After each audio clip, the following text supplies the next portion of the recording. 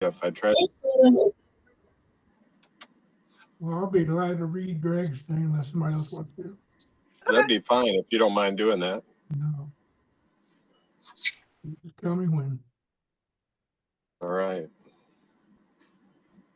What time is it now? What time do we want to start typically? It's 12:03. Should we? You can start whenever you can start whenever you want. Well, I'll go ahead and welcome everybody to our fabulous online Zoom Kiwanis meeting. So welcome, Indianapolis Kiwanis members. With that, we'll turn it to the thought of the day.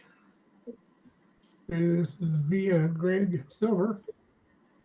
Stonehenge, 10,000 burials, 5,000-year-old stones, stones by land, stones by sea, pray to sun, pray to stars, remember clans, remember ancestors, remember foes, remember history, gazing at Stonehenge on Salisbury Plain after 10,000 years. Stonehenge. All right. Is that where he's on vacation right now? He's over in Europe somewhere. I'm not sure where. He's in Germany now. Germany. Okay. I got to ride past Stonehenge on a bus, but I haven't been there yet. So there's a picture of him, so he's been there. Yep. It looks pretty impressive. All right. Well, let me go ahead and get the club announcements out. Liz Coit, president of the Marion County Commission on Youth, joins us at the Columbia Club next Thursday on the 15th. Remember to pencil the third Thursday of every month for our in-person lunches at the Columbia Club. The club board meets next Tuesday, the 13th, and the foundation board meets on Wednesday, the 21st. Committees, including scholarship and youth recognition, will be preparing for those board meetings. IOZO's Lunch Bunch will meet on Monday, the 19th this month. And on Thursday, June 12th, we'll learn more on Zoom about July's WNBA All-Star Game. On Thursday, July 10th, Dr. Jill Inderstrout, I probably really bastardized that, joins us on Zoom to talk about what data tells us about improving Hoosier maternal and child health outcomes. So that'll be an interesting one. We just locked in Ashley Petrie to talk about her new book, Amazing Indianapolis, on Zoom on Thursday, August 7th. The Kiwanis Indiana District Convention is on Saturday, August 9th in French Lick. Abe Lincoln, $20,000 scholar, has been invited to speak by Governor Al Riggle. Thanks to Mary Marsh for coordinating a special lunch and tour at Victory Field later this summer. We also hear that Eric Steele is working on plans for a September golf outing. Stay tuned for more opportunities to give back. We are working through details for Donut Day deliveries with the Salvation Army early in June and coordinating dates with Big Brothers, Big Sisters. Is Wendy or Steve on for the update on scholarships? Chuck, it looks like you got a question. Oh, sorry, I don't. Oh, okay. Yeah, I can just give a quick announcement on the scholarship committee.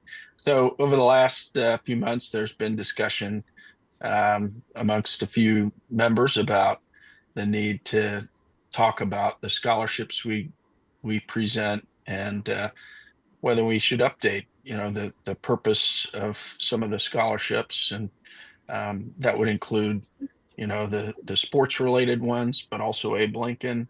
And so we've decided to initiate a discussion at first online, and we'll share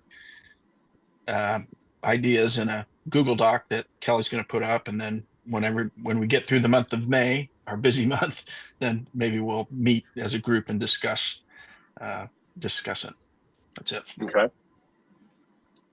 All right. Look forward. Roger, you want to report on the Riley Kids Committee?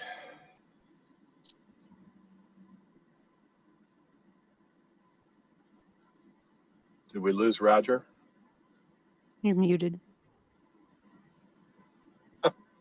Roger's All right. work his computer. Ah, there he is. All Okay. right. The Children's Miracle Network just posted about the Riley K-Mall and Comfort Cart, which provides items for the adults who accompany patients during their stays. Donations from generous donors, like Indiana District Kiwanis, allow this cart to remain stocked, providing comfort to family members. Our foundation supports this effort, along with Magic Castle Cart, which was created by Bob Baxter, one of our members, years ago. You can donate items such as neck pillows, fleece blankets, lip balm, deodorant, puzzle books, chewing gum, etc., etc. And you'll see a full list on the slides. You can always find this at Riley website as well.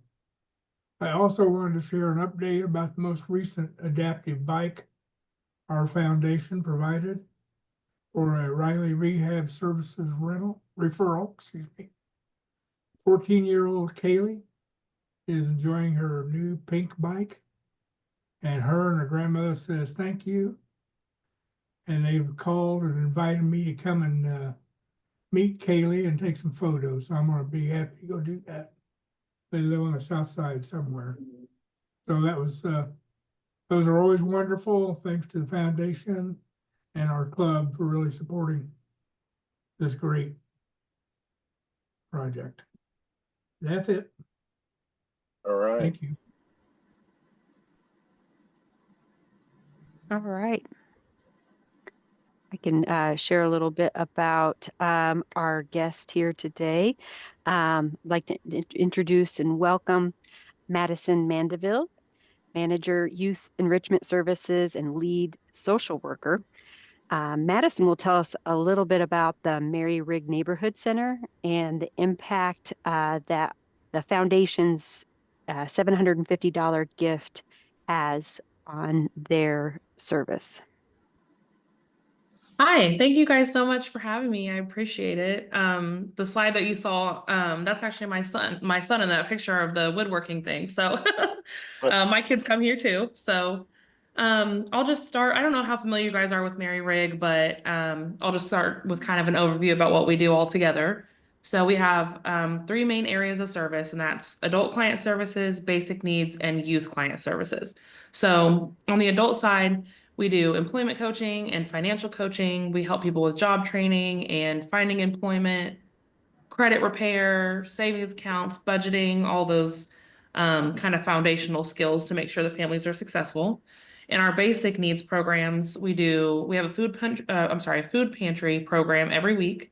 And we also do financial assistance. We have a diaper bank. We do holiday assistance, Thanksgiving meals, all those basic needs services. And then youth client services is my area of expertise. So I work with adults and youth. We have a youth program that is the after school program, as well as a summer day camp program. So I work with the kids direct service in the youth program, and then I work with their families to do all kinds of wraparound services, what we call them. So if the kids need shoes, or if they need clothes or school supplies, if the family needs help paying electric bills, it's kind of a little bit of a catch-all. We're really lucky in how our program is set up. I think that's kind of what sets us apart from other, youth programs, is that we're very comprehensive in the services that we can provide. So we can do a lot of like social emotional learning, academic help, recreation within the program, but then we can also wrap the whole family in services outside of the program. So that's a little bit of kind of background about what I do and what the Mary Rigg does as a whole. And I want to talk a little bit about summer camp programs, because that's our kind of what we have coming up next. We're wrapping up after school programming right now. And our summer camp program starts on June 2nd.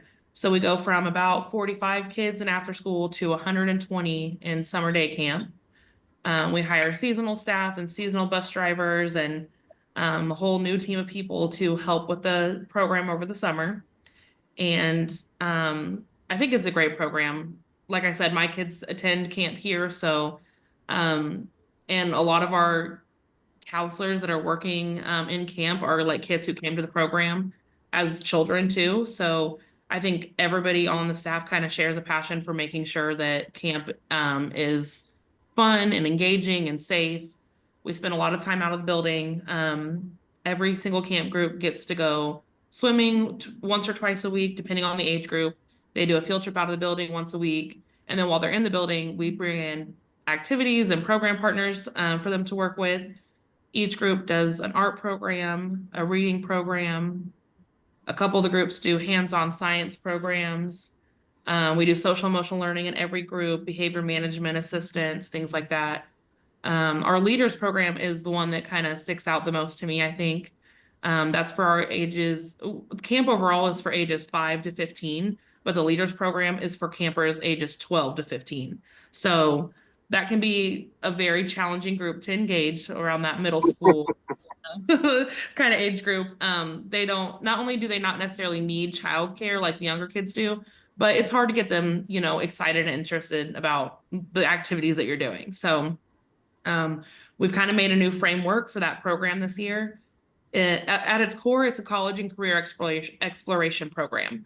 In the past, we've visited a lot of colleges, like we did weekly college visits, which is great, but they weren't always tailored to that age group. They're more focused on high school students and incoming college kids versus, you know, that like middle school age range. So the kids were kind of going to the same colleges over and over and, you know, having the same kind of slideshow and campus tour, but they just weren't getting super excited. So we tried to revamp the program a little bit this year to kind of spread the message that you don't have to go, like college is not the only like path option to be successful. So we are exploring a new career path every week this summer. So each week has a theme. We have aviation, we have first responders, military, sports, kind of a little bit of everything. We've really tried to listen to what the kids say and what they're interested in so they have a voice in the program. And then we pick the themes. And every week they have a career exploration field trip. They have a hands-on activity and they have a guest speaker all related to like those career options. So one week that I'm really excited about is aviation week. So the kids have their field trip that week is to TextJet, which is a place that does medical transporting. They transport organs for organ transplants. So we get to do a tour of their hangar and their aircrafts, which I think the kids are going to be super excited about. Our guest speaker is we have a couple of pilots coming out to be guest speakers. They're going to talk about like how they got on this career path and, you know, what's interesting about it to them and how they, like what work they had to put in to get there.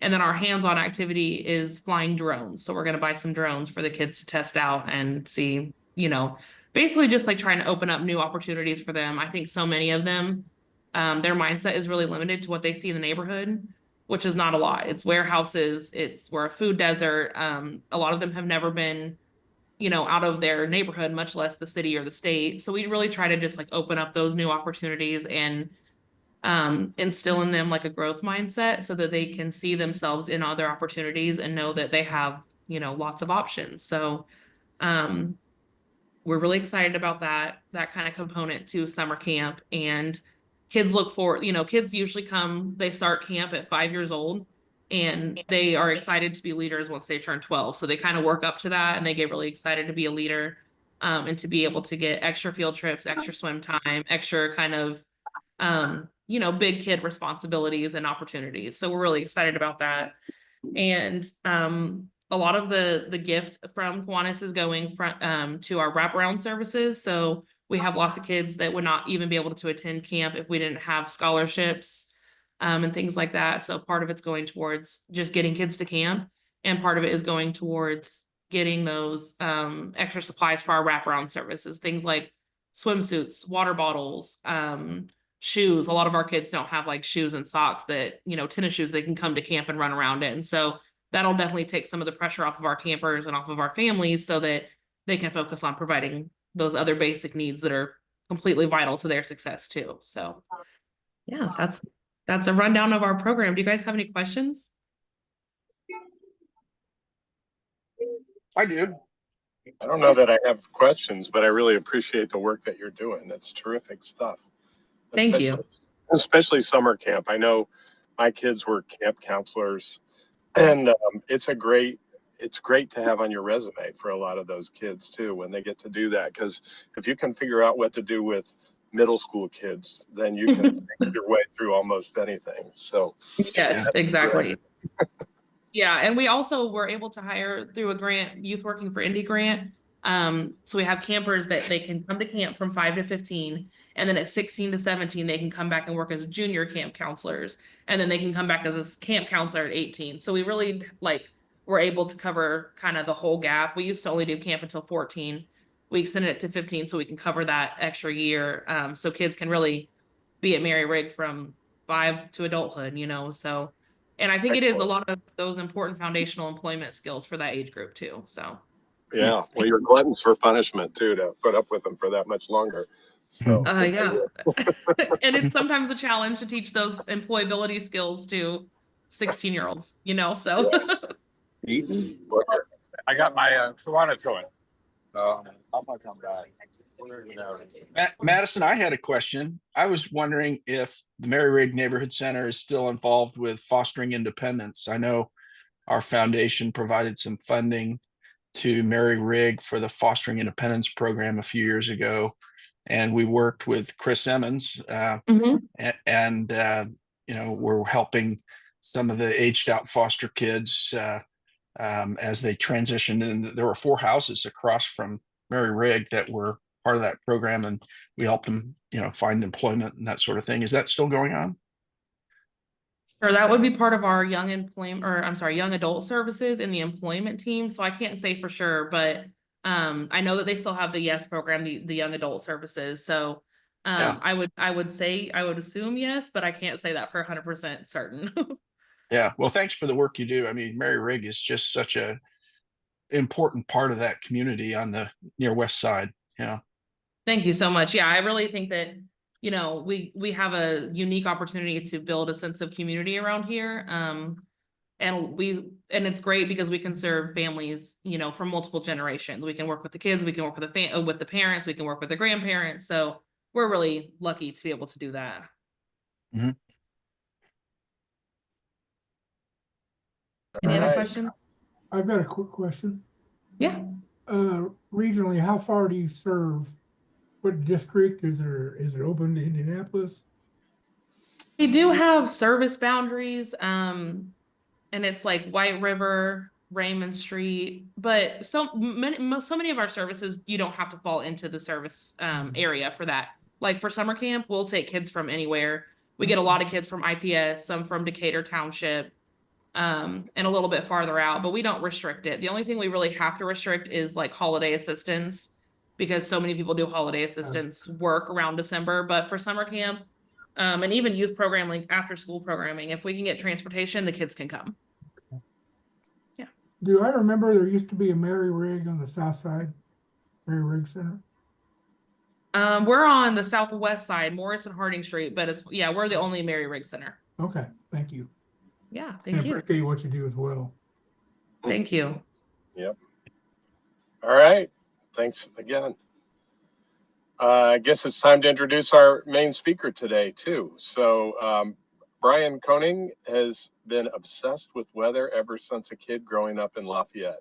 Today, he is still a weather junkie and enjoys sharing his weather knowledge and its impact on the residents, businesses, and visitors to Indiana. All with a sense of humor and humility. So with that, Brian, welcome. Thanks for having me. You might be from Indiana if you've worn a winter coat, shorts, and flip-flops all in the same day. You might be from Indiana if you cancel plans because of just a 20% chance of rain, but yet you'll sit on your porch and watch a tornado. You might be from Indiana if you've used an ice scraper in the morning and then driven home from work with those same windows rolled down. And you might be from Indiana if you've shoveled snow in the morning and mowed your lawn in the afternoon. My name is Brian Koning, and a lot of people know me as Stubby, the weather guy, on Facebook and social media and other platforms. And I got involved in weather when I was really young. I was just a kid, and I loved going outside and looking at clouds, and I loved storms. And I remember um, bad weather back in like 1974, the tornadoes that came through Indiana. Um, and then I was around in high school for the blizzard of 78, and I've just been obsessed. And when I went to Purdue, I, like any college kid, I was struggling to find my way, and I thought I wanted to be a TV weatherman, and I did an internship at WLFI TV 18 up in Lafayette. And then as I was graduating, they offered me a job as the weekend weather guy up there, and offered me a whopping $12,500 a year to do that back in 1986. And I thought, that's not a lot of money. Even back then, that wasn't a lot of money. So I opted not to follow that weather path and instead went into the corporate world in communication, marketing, advertising, and public relations. And recently retired last May 13th.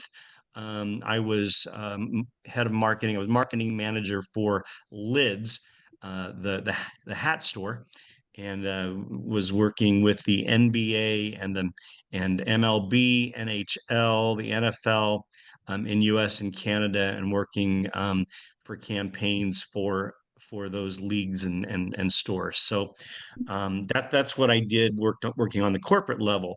But probably about 7 or 8 years ago, we lived in Westfield, and I was a Kiwanian up in Westfield, and my my kids ran cross country in Westfield. They were involved in sports, and I started out by giving weather reports to the parents of the cross country team to let them know what the weather was going to be like, and they could share with their kids and also the coaches what the weather was going to be like for those cross country meets. And a few people said, hey, you ought to set up a weather page. And I did that. And I started doing some weather reports for Westfield area. I had about 20 followers. And now if you skip ahead to today, I have more than 30,000 followers on Facebook, and my weather reports often have more than 1 million views each month for people that follow me. I I think the weather is really important. It impacts all of our lives. What's going to be like when we wake up in the morning? Are we going to, what's going to be like when we drive to work? I want to go out to lunch, but do I want to walk to my car if it's pouring? What's going to be like when I go home? What's the weekend going to be like? We've got a concert at Ruoff to go to. Do we need to take an umbrella, or do we need to make sure we dress in shorts and have a lot of drink a lot of water and so forth to stay hydrated during outdoor events. Indiana is interesting because we are sort of the crossroads of of weather here in the Midwest. We get the cold air that's coming down from Canada. We get the hot air that's coming up from the Gulf of America. We get weather that's coming across the Rockies, and then occasionally, like today, we've got northeasterly winds coming in from the New England area. And so it's just a little bit cooler today than it probably would have been if we would have had a wind coming from the south. So we've got a hodgepodge of everything. That we get the storms, we get the blizzards, we get the heavy snow, we get the winds, and a lot of crazy weather. And we've had some pretty crazy weather so far this year. You might be interested to find out just some Indiana weather facts. The coldest day we've ever had in Indiana was minus 36 degrees. And the hottest day that we've had in Indianapolis was back in 1934, which was 112 degrees. And that same day, record for I think it's called Collegiate, Indiana. It's a little blip.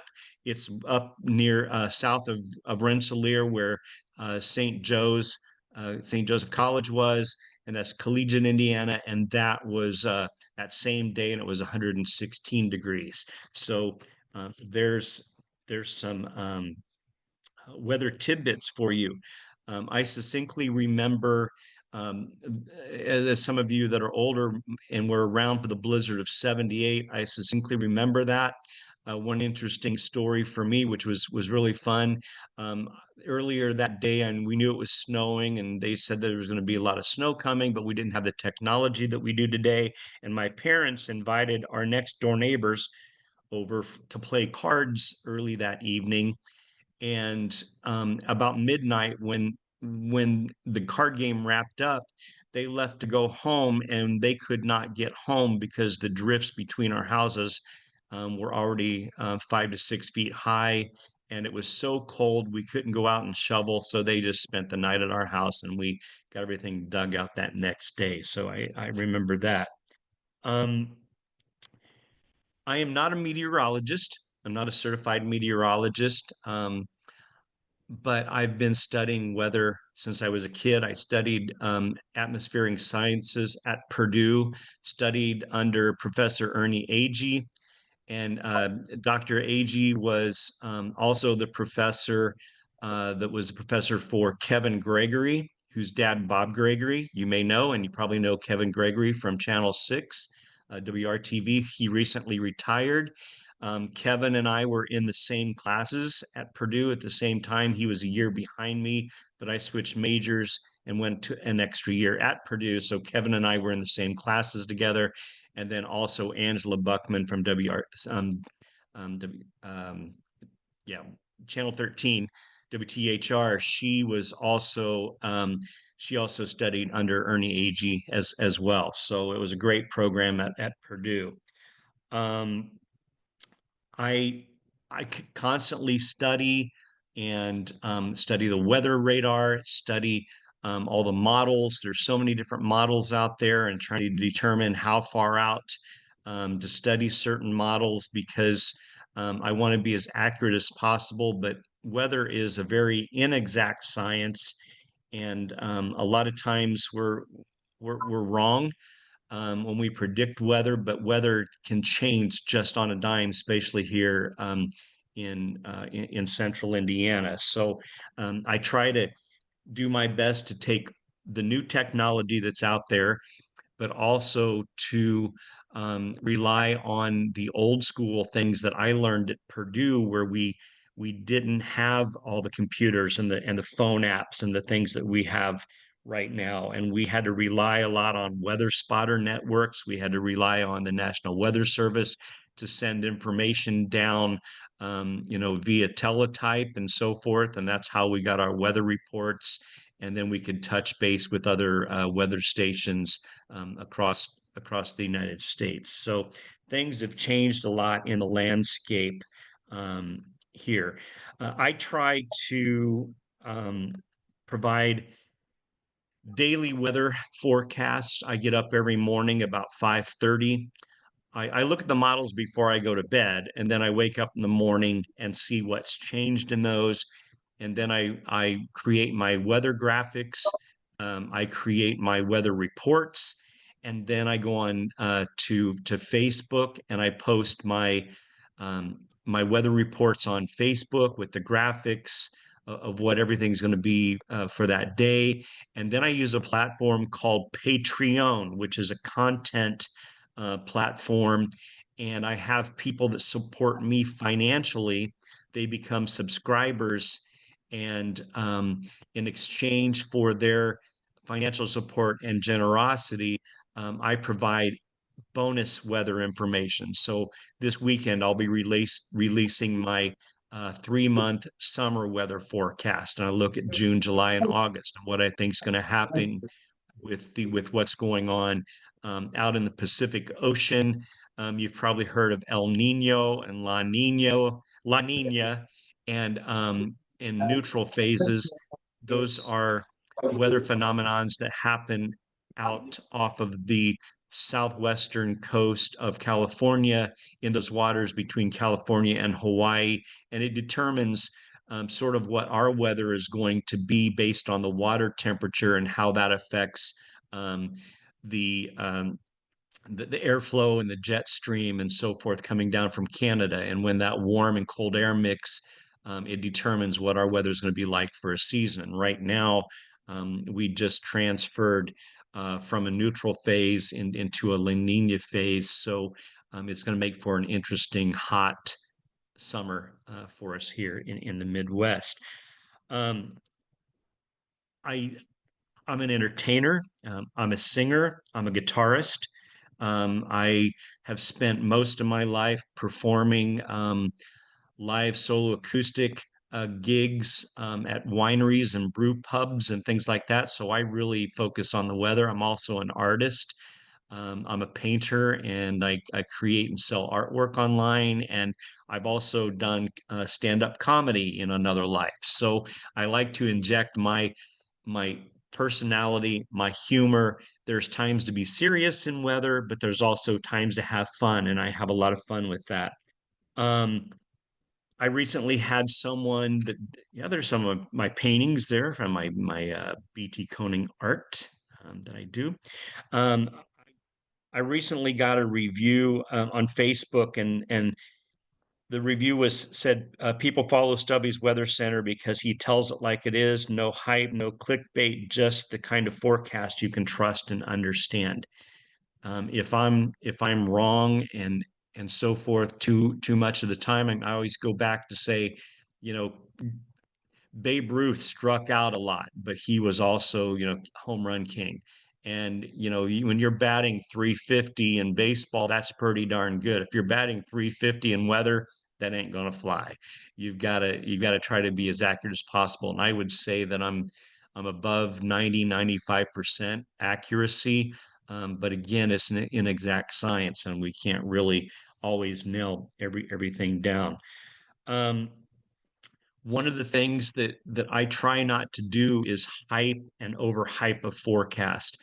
Um, I have, with 30,000 plus followers, 2 to 3% of those people and people in the United States have some type of a weather phobia or a fear of severe storms. And so that would mean about 1,000 people that follow me are scared to death of storms and tornadoes.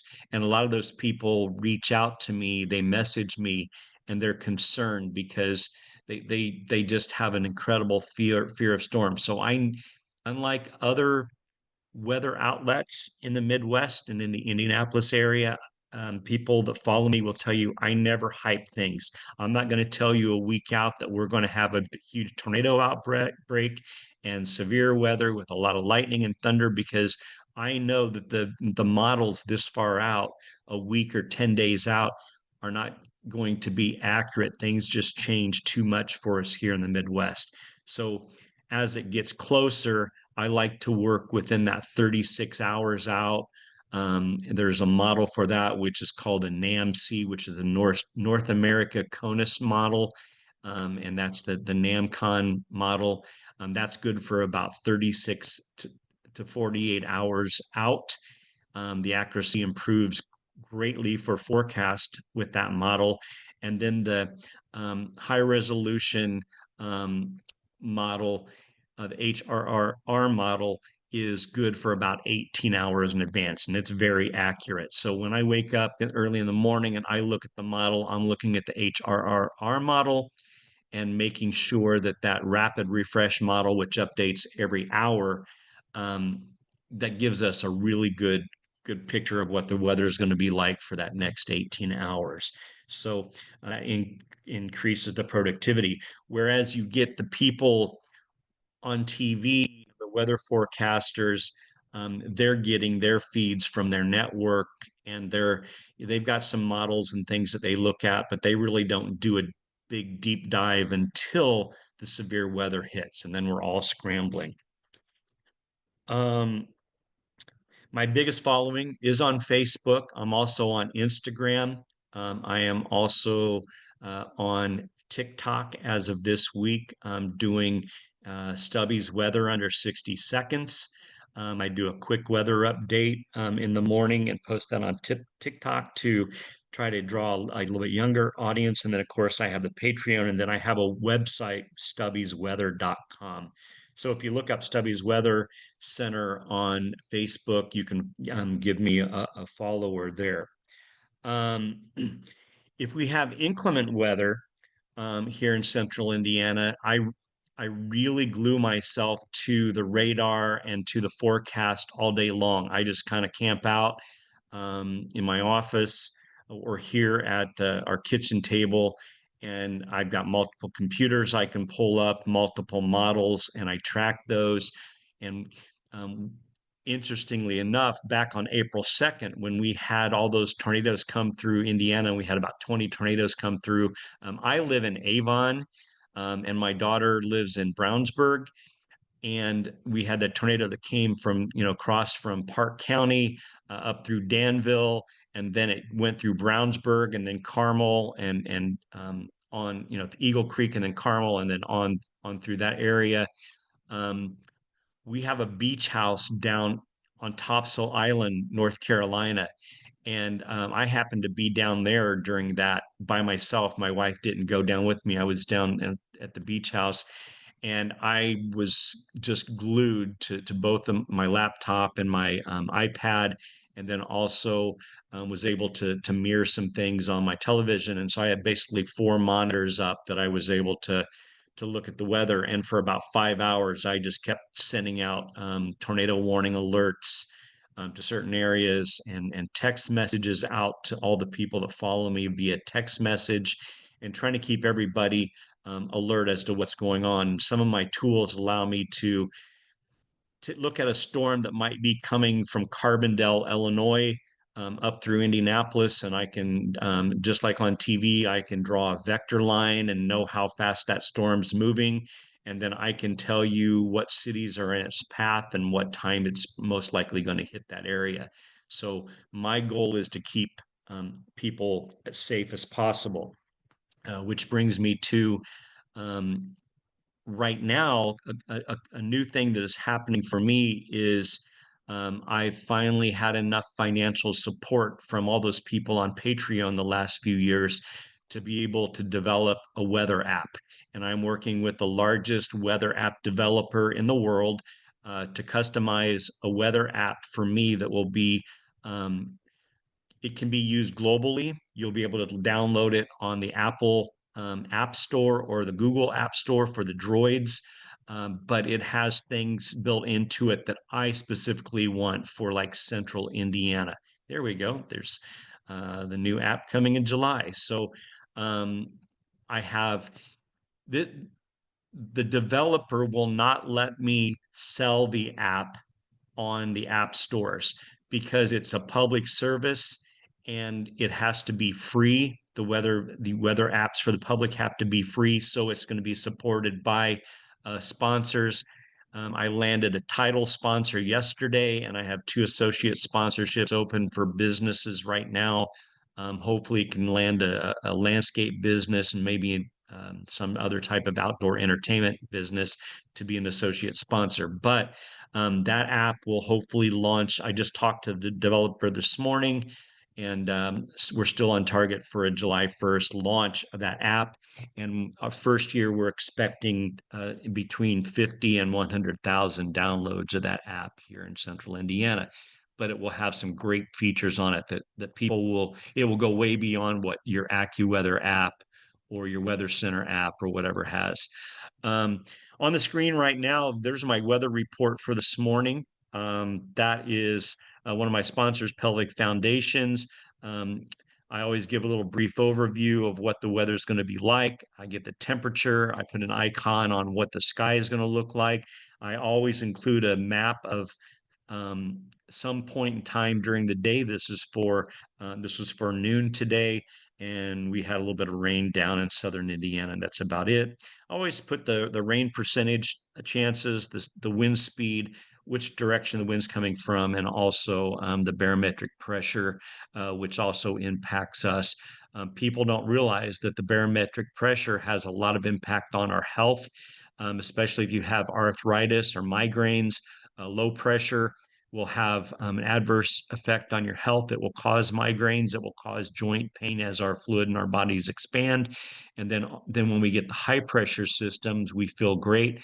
And that's why a lot of people move to Florida or to Arizona, where they have more high pressure than they have low pressure. So that's kind of what I do during the day for where I'm at on Facebook and so forth. So the app is going to be coming out. I also like to go out and speak to groups like this, and I also speak to a lot of student groups, to scouting groups.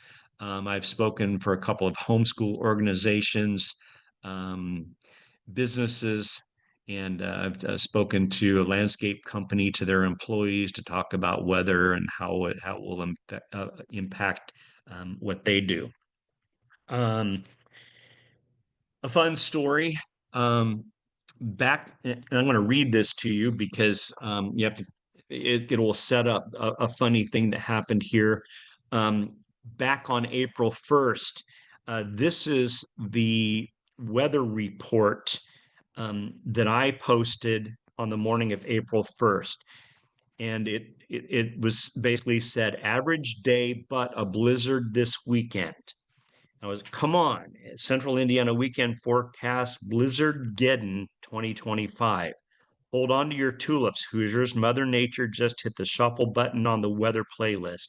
After a glorious stretch of upper 60s and sunshine, a freak meteorological phenomenon known as the thermo-yo-yo oscillation will spin its way into the Ohio Valley this weekend, dragging us from sandals to snow boots in less than 24 hours. What's causing this? A rogue polar vortex. Yes, that's two vortexes stacked like a weather Big Mac that will collide with the sudden atmospheric reversal event, triggering a verse spring squall line that converts rain to sleet to snow in record time. Meanwhile, a mysterious high-altitude air mass called the Flakinator layer will supercool everything in its path. This will go from Friday p.m. with high near 68 and sunshine and gentle breezes. Enjoy it while you can. Saturday, temps plummet thanks to a Canadian cold cannon with wind gusts exceeding 45 miles per hour. Saturday p.m. rain transitions to cryogenic slush pellets by 3 p.m., then on to heavy snow by 6 p.m. Overnight Saturday, snowfall rates of up to 2 inches per hour will be embedded with thunder flurries possible. Sunday morning, total accumulation of 13.2 inches, and it goes on a little bit after that. So I had people freaking out.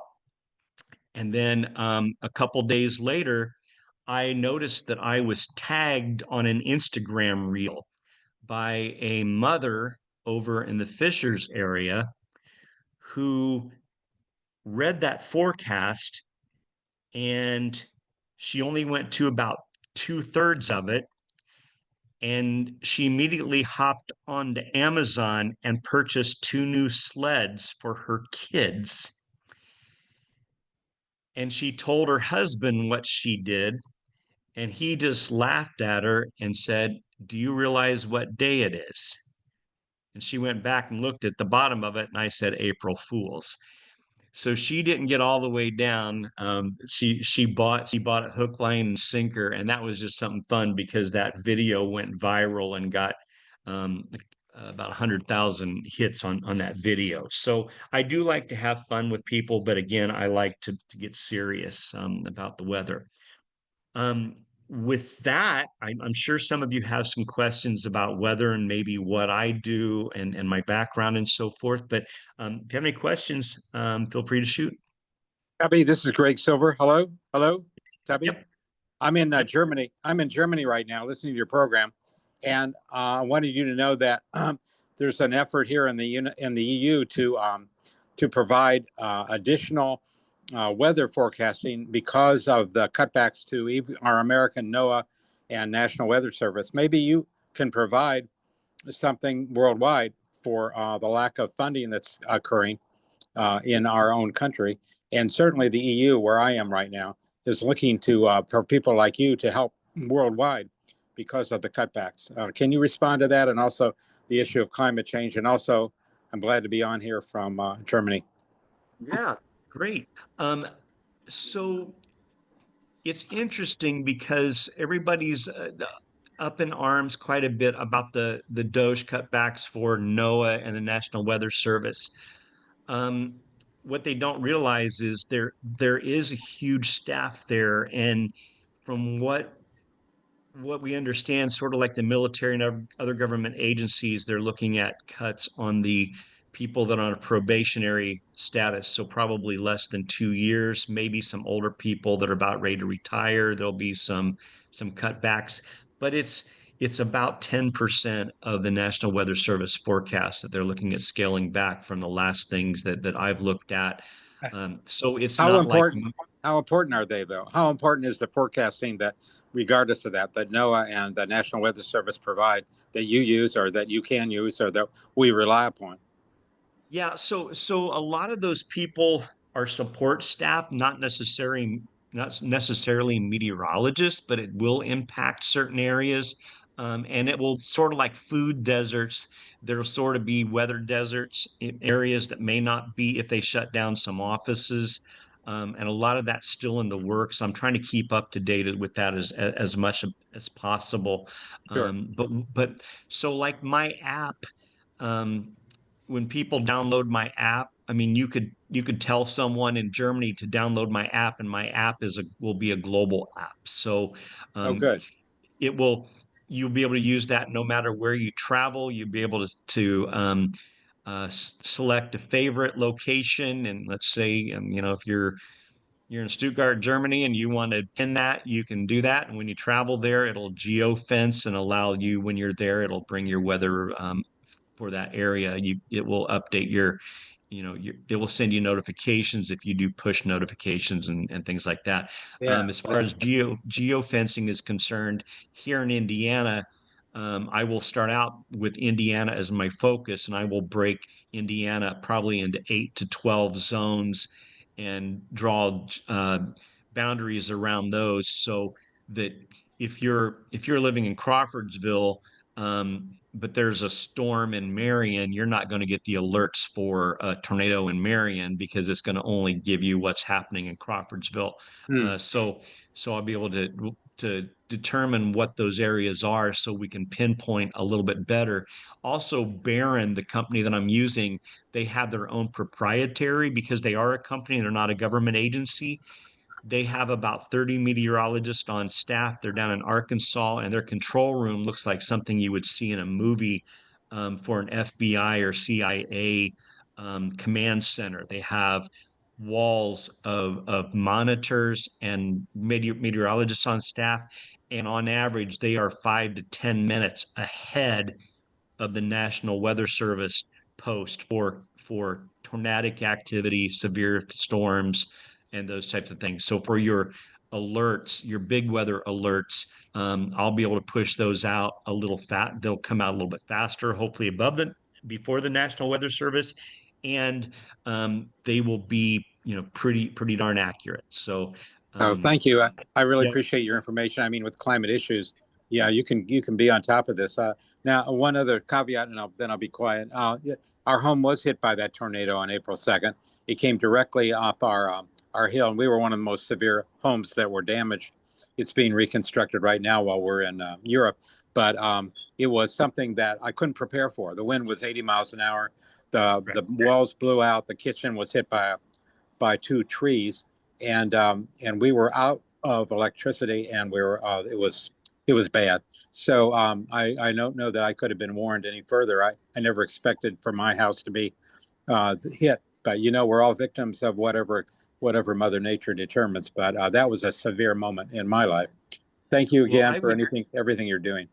Yeah, absolutely. And on that, I would tell you that with about 45 minutes before that came through Brownsburg and Carmel, I was projecting that. I was telling people who were going to be in the path, and that tornado was probably going to, there was a high potential that night there's something that I look at on my NAMC model and my HRRR model, which allows me to switch over to what's called the STP, or significant tornadic parameter. And I can, when that number ranges from 0 to about 6. When it's above a 1, we get concerned. And that night it was between a 3 and a 5, Wow. which is super high. And so I kept telling people all day, all afternoon, as those things were starting to whip up and come across Illinois, that we were going to be in for that. And I told my wife about 45 minutes. I called her back here in Avon and I said, you need to take shelter, because this is not going to be good. We were in Meridian Hills, and we were in our bathrooms, but it was nothing we could really do to prevent that. We saw it come, we heard it coming, and it was like a train, like everybody says. Well, again, anything you can do to help us in the future, I believe that the opportunities are there for you. And thank you, and good evening from Germany. Yeah, thank you. Thank you. Any other questions? Do you have a favorite weather app right now for the ones until yours comes out? My weather app. So I got a couple of different ones. And some of them you have to pay for because they're on professional level, but Pivotal Weather, I really like what it has to offer. I use weather.us. I also have a weathermodels.com. And most of those are professional level apps that are used by meteorologists. I wanted to ask you about your technology that you use. Does that destroy the Farmer's Almanac? Isn't that where everybody used to get their weather? And every year I always do a post on the Farmer's Almanac, and it's pretty. It's only been about 60% accurate. In the past probably 15 to 20 years. That's a lot of old wives' tales and stuff. The whole woolly worm. Prognostication. And then I do the Puxatawny Phil. I usually I usually have his forecast, and then I also include a recipe on how to cook groundhog. That gets some frowns from a few people who love the animals, but it's all in fun. There's some great groundhog stew recipes out there, so I always post one of those on Groundhog's Day. Thank you. Just curious. Yep. Yeah, there you go. Still produce that? What? Is that still published? Oh yeah. Okay. It comes out. Yep. It comes out every year. So. Okay. Hadn't seen one for a while. Thank you. Yep. Anything else? Yeah. Any other questions? Yep. I've got a question about the weather forecast. When it says what percentage of rain or snow precipitation there is, what does that mean? Is that like the likelihood that it will happen, or is that the area on the map that it will cover? So great question. I get that a lot. There's a couple ways to look at it. So if there's a 20% chance of rain, that means there's a 20% of the area has a 100% chance of rain. Okay. Now, the caveat to that is when I do my forecast, I look at the different areas, and if there is a 50% chance of rain, there's that 70% of the area is going to get rain, then I factor that in. So I'll say, okay, there's going to be a 35% chance of rain or whatever. I have to kind of look at the area and where the rain's coming. But when on TV, when they say that there's going to be a 35% chance of rain, that means 35% of the geographic area in that parameter is going to have 100% chance of rain. So it's kind of crazy, and you have to. But I always tell people, they might see WTHR say there's going to be a 50% chance of rain, and I might bring that down to 30% because I'm looking at more than they are. So I adjust that, and I always say, hey, this is my caveat. I'm not doing the same percentage you're going to see on TV or maybe your AccuWeather app. I'm going to adjust that based on my future models that I run. So how's that to clear that? That's clear as mud, isn't it? No, that does help. Yeah. Yeah. Thank you. Yeah. Anything else? Any other questions? Nope. All right. Well, feel free to top onto social media, follow Stubby's Weather Center.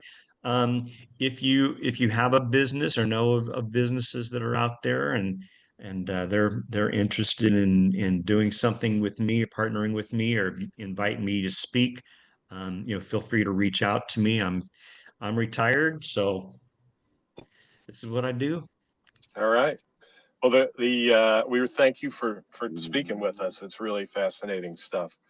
The Kiwanis Foundation of Indianapolis will be making a donation in your honor to the Riviera Club Foundation for their water safety education and learn to swim programs for low-income youth who are at the highest risk of drowning, which, with some of these storms we get, come around every now and then.